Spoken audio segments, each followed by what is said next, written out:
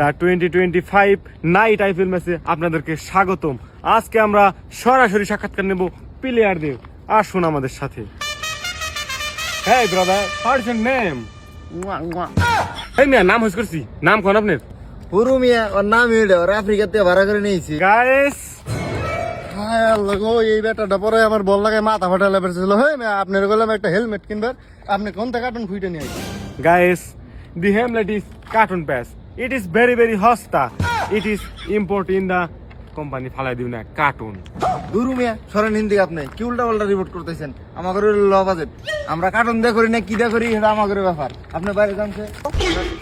Guys, আমরা একজন দর্শক দেখতে পেয়েছি, তার এখন মতামত নেব। দর্শক ভাই, আপনি আমাদেরকে বলুন, এই ল বাজেটের আইপিএল আপনার কেমন লাগতেছে? এই মিয়া, আমি দর্শক না, আমি খেলোয়াড়। তা আপনি প্লেয়ার হয়ে মাঠের বাইরে কি করেন? আমি নাইজেরিয়া প্লেয়ার, আমার ভাড়া করে নিয়েছে। প্লেয়ার বেশি হয়েছে, সেদিন আমার নেয় না। তো ওখানে প্লেয়ার বেশি হয়েছে, আপনি এদিকে যান কা? আপনি এখানে খারাপ হয়েছেন কা? বাইরে বল গেলি আমি খুঁড়ে না তুমি খারাপ হয়েছি। আজকে থেকে রিপোর্টই করবো না।